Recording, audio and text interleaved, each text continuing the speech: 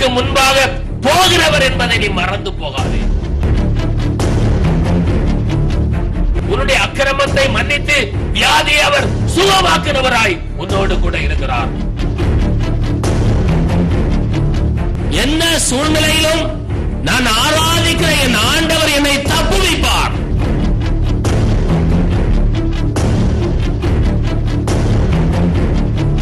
உன்னை காக்கிற தெய்வம் உறங்குகிறதும் இல்லை, தூங்குகிறதும் இல்லை.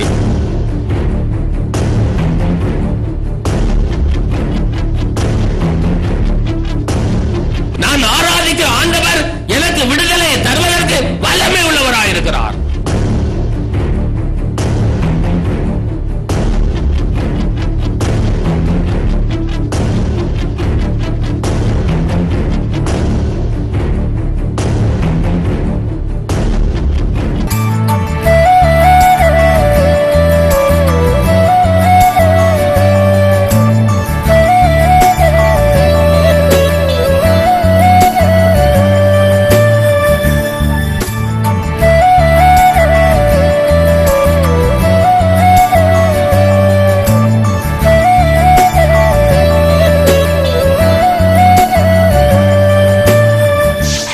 எரேமியா தீர்க்க தரிசன புஸ்தகம் 31ஆம் அதிகாரம் 16வது வசனத்தை யாராவது ஒரு வாசியுங்கள். நீ அழாதபடிக்கு உன் சத்தத்தை அடக்கி நீ கண்ணீர் விடாதபடிக்கு உன் கண்களை காத்துக்கொள் என்று கர்த்தர் சொல்லுகிறார். உன் கிரியைக்கு பலன் உண்டு என்று கர்த்தர் சொல்லுகிறார். அவர்கள் சத்ருவின் தேசத்திலிருந்து திரும்பி வருவார்கள். பிரியமானவர்களே, இந்த வேத வசனத்தின் மூலமாய் ஆண்டவர் பேசுகிற வார்த்தை என்ன?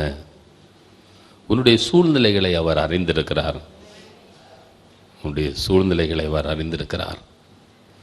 அநேக நேரங்களில் உன்னுடைய இருதயம் அழுது கொண்டே இருக்கிறது. உன்னுடைய கண்கள் கலங்கி கொண்டே இருக்கிறது. உன்னுடைய உள்ளம் உடைக்கப்பட்டு போயிருக்கிறது. எனக்கு உதவி செய்வதற்கு யாருமே இல்லையே என்று சொல்லி நீ கலக்கத்தோடு இருக்கிற நேரங்கள் ஏராளமாக இருக்கிறது. ஒன்றை மாத்திரம் நீங்கள் மனதிலே வைத்துக் கொள்ளுங்கள். நம்முடைய கண்ணீரை காண்கிற தேவன், நம்முடைய பெருமூச்சின் சத்தத்தை கேட்கிற ஆண்டவர் இந்த காலை வேளையிலே இங்கே உலாவிக் கொண்டே இருக்கிறார். தன்னுடைய பலத்த கரத்தினாலும் ஓங்கிய புயத்தினாலும் சத்துருக்களை சிதறடித்து பார்வோனுடைய சேனையை அதமாக்கி தம்முடைய பிள்ளைகளை வெளியே கொண்டு வந்த ஆண்டவர் உனக்காக யுத்தம் பண்ணுவார். இன்று கண்ட எகிப்தியனை இனிமேல் நீ காண்பதில்லை தேவ பிள்ளையே. இந்த யுத்தம் கர்த்தருடையது. நீங்கள் நின்று கொண்டு கர்த்தர் உங்களுக்கு செய்கிற ரட்சிப்பை பாருங்கள்.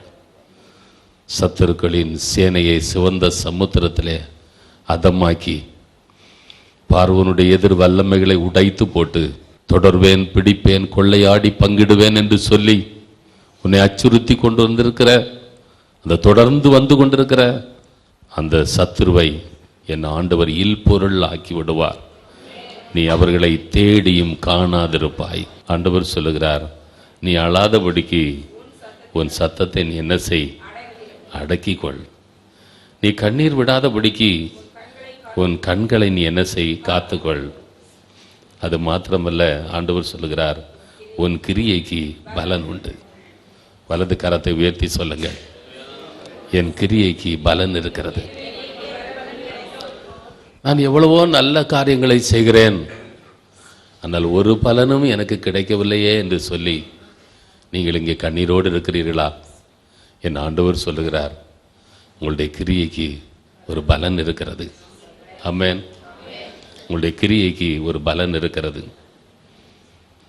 வேதத்திலே நான் வாசித்து பார்க்கின்ற பொழுது, ஏனெனில் நற்கிரியைகளை செய்யும் பொருட்டு கிறிஸ்து இயேசுவுக்குள் நீங்கள் என்ன செய்யப்பட்டிருக்கிறீர்கள்?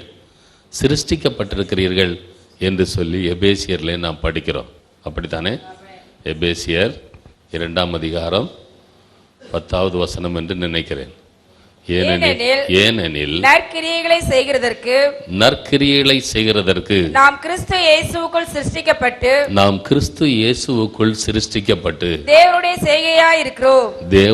செய்கையாய் இருக்கிறோம். பிரியமானவர்களே, உன்னுடைய கிரியைக்கு கண்டிப்பாக ஒரு பலன் உண்டு. ஆமென். ஒருவேளை நெருக்கம், போராட்டம், பிரச்சனை, சோதனை, வேதனை என்று சொல்லி நீங்கள் கலங்கி கொண்டிருக்கலாம். நாம் ஆராதிக்கிற ஆண்டவர் நம்முடைய கிரியைக்கு தக்க பலனை தருகிறவர். அவர் நம்மை கைவிடுகிற ஆண்டவர் அல்ல. எத்தனை பேர் அதை விசுவாசிக்கிறீர்கள்? பிரியமான கர்த்தருடைய பிள்ளைகளே, ஒரு சில வார்த்தைகளிலிருந்து ஒரு சில காரியங்களை நான் உங்களுடைய மத்தியிலே பகிர்ந்து கொள்ள விரும்புகிறேன். உன் கிரியைக்கு பலன் உண்டு. உன்னுடைய கிரியை என்பது நாம் செய்கிற ஒரு பகுதியாக இருக்கிறது. பலன் உண்டு என்பது தேவனுடைய பகுதியாக இருக்கிறது. ஆமென். நாம் நல்ல கிரியைகளை செய்ய வேண்டும். தேவனோ நல்ல பலனை நமக்கு தருவார். அல்லேலூயா. இந்த மாதத்திலே ஆண்டவர் சொல்லுகிற காரியம் என்ன தெரியுமா? நீ நல்ல கிரியைகளை செய் தேவ பிள்ளையே, நான் உனக்கு நல்ல பலனை தருவேன். வலது கரத்தை உயர்த்தி கர்த்தர் எனக்கு நல்ல பலனை தருவார் என்று சொல்லுங்க. கர்த்தர் உனக்கு நல்ல பலனை தருவார். ஆண்டவர் உன்னை கைவிட மாட்டார் தேவ பிள்ளையே. மார்க் எழுதின சுவிசேஷம் 14ஆம் அதிகாரம் 6வது வசனத்தை வாசியுங்கள். இயேசு அவர்களை நோக்கி அவளை விட்டு விடுங்கள். ஏன் அவளை தொந்தரவுப்படுத்துகிறீர்கள்? என்னிடத்தில் நற்கிரியை செய்திருக்கிறாள். ஆமென். பாருங்கள், இங்கே ஒரு ஸ்திரியை குறித்து பார்க்கின்ற பொழுது ஆண்டவர் என்ன சொல்லுகிறார்? அவளை விட்டு விடுங்கள். ஏன் அவளை தொந்தரவுப்படுத்துகிறீர்கள்? என்னிடத்தில் அவள் நற்கிரியை செய்திருக்கிறாள். ஆமென். பிரியமான கர்த்தருடைய பிள்ளைகளே, இந்த சம்பவத்தை குறித்து நான் உங்களுக்கு சுட்டி காட்ட விரும்புகிறேன். 3வது வசனத்தை வாசிக்கின்ற பொழுது அவர் பெத்தானியாவில் குஷ்டரோகியா இருந்த சீமோன் வீட்டிலே போஜன பந்தி இருக்கையில் ஒரு ஸ்திரீ விலையேற பெற்ற நளதம் என்னும் உத்தம தைலமுள்ள வெள்ளைக்கல் பரணியை கொண்டு வந்து அதை உடைத்து அந்த தைலத்தை அவருடைய சிரசின் மேல் ஊற்றினாள். அப்பொழுது சிலர் தங்களுக்குள்ளே விசனமடைந்து இந்த தைலத்தை இப்படி வீணாய் செலவழிப்பானேன். இதை 300 பணத்துக்கு அதிகமான கிரயத்திற்கு விற்று தரித்திரருக்கு கொடுக்கலாமே என்று சொல்லி அவளை குறித்து முறுமுறுத்தார்கள். இயேசு அவர்களை நோக்கி அவளை விட்டு விடுங்கள். ஏன் அவளை தொந்தரவுப்படுத்துகிறீர்கள்? என்னிடத்தில் நற்கிரியை செய்திருக்கிறாள். கரங்களை உயர்த்தி அல்லேலூயா சொல்லுங்க. ஒரு ஸ்திரியினுடைய கிரியை குறித்து நாம் இங்கே பார்க்கிறோம். ஆமென். உன்னுடைய கிரியைக்கு என்ன உண்டு? பலன் உண்டு. இவளுக்கு ஆண்டவர் கொடுத்த பலன் என்ன? வாசிங்கள் பிரியமானவர்களே, 8வது வசனத்தை வாசியுங்கள். இவள் தன்னால் இயன்றதை செய்தாள். நான் அடக்கம் பண்ணப்படுவதற்கு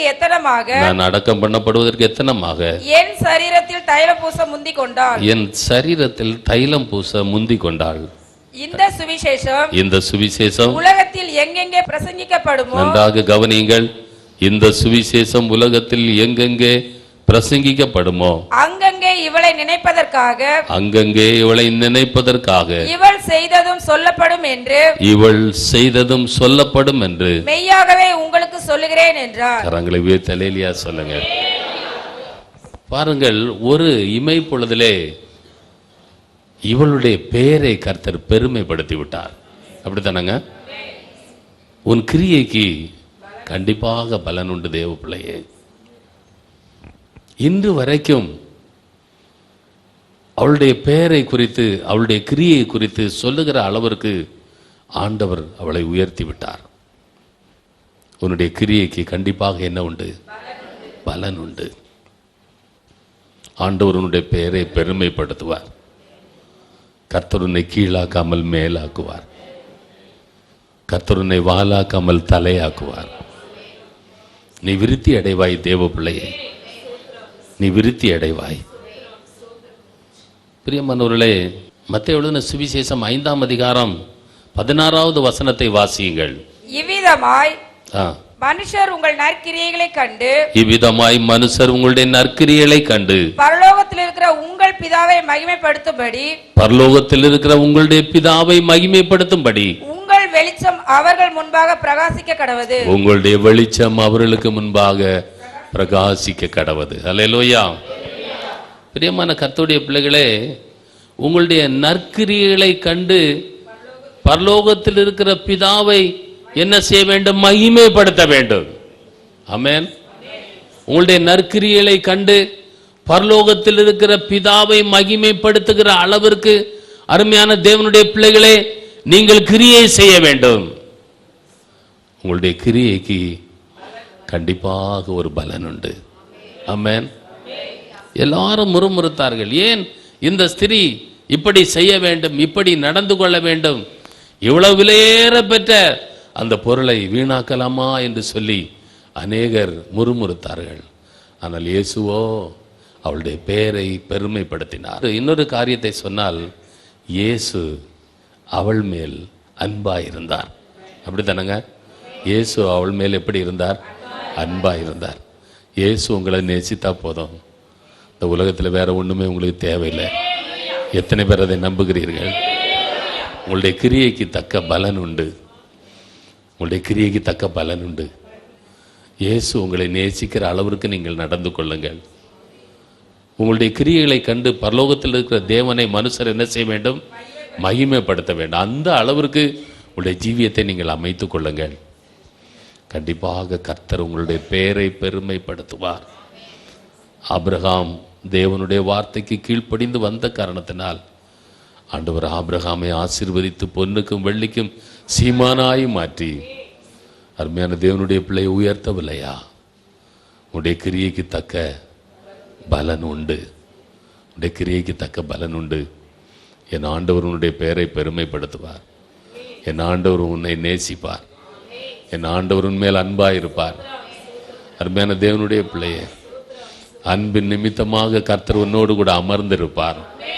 அன்பின் நிமித்தமாக கர்த்தர் உன்னோடு கூட அமர்ந்திருப்பார். இயேசு உன்னோடு கூட இருந்து பெரிய காரியங்களை செய்வார். எத்தனை பேர் அதை விசுவாசிக்கிறீர்கள்? கரங்களை தலையிலியா சொல்லுங்கள்.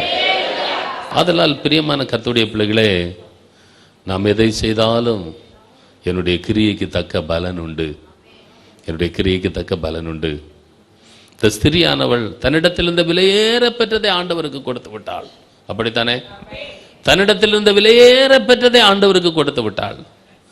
உன்னிடத்தில் இருக்கிற விலையேற பெற்றதை என் ஆண்டவருக்கு கொடு, என் ஆண்டவருக்கு கொடு. அதில் ஒரு மகிமை இருக்கிறது.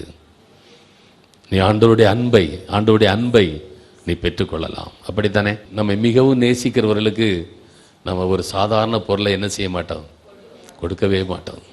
அதே போல ஆண்டவருக்கு விலையேற பெற்றதை கொடுங்கள். ஆண்டவருடைய அன்பை பெற்றுக்கொள்வதற்கு விலையேற பெற்றதை கொடுங்கள். என் ஆண்டவர் உங்களுடைய பெயரை பெருமைப்படுத்துவார். ஆண்டவருடைய நல்ல நாமம் மகிமைப்படுவதாக. இன்னொரு சம்பவத்தை நான் உங்களுக்கு சுட்டிக்காட்ட விரும்புகிறேன்.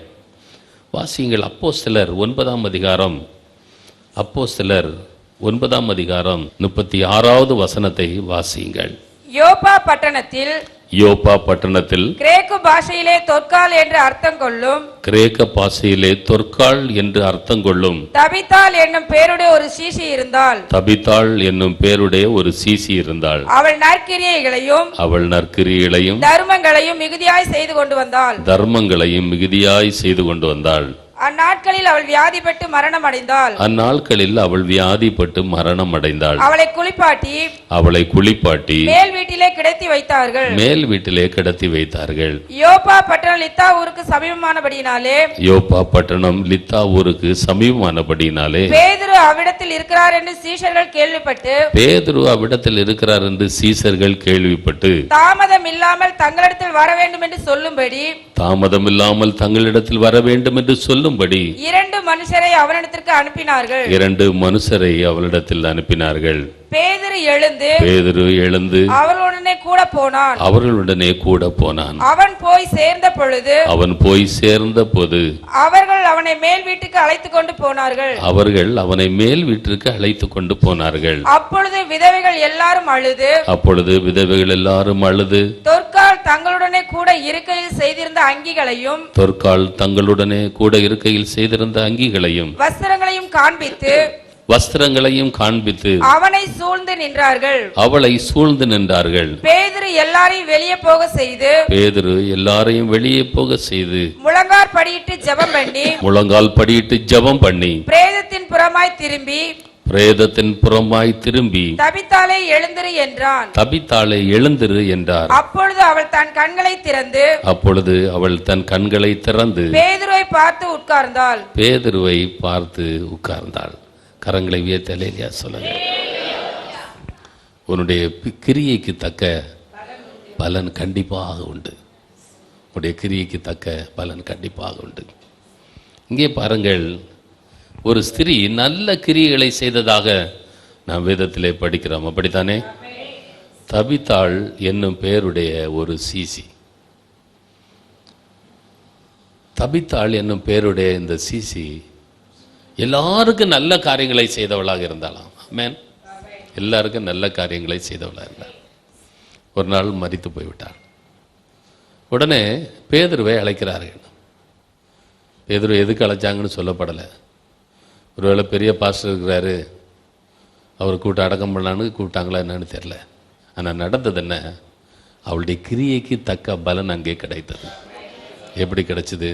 பேதுரு அங்கே வந்தார், சூழ்நிலையெல்லாம் பார்த்தாரு. இவள் எவ்வளவு நல்ல காரியங்களை செய்திருக்கிறாள், இவள் மூலமாய் பிதாவினுடைய நாமம் எவ்வளவு மகிமைப்பட்டிருக்கிறது.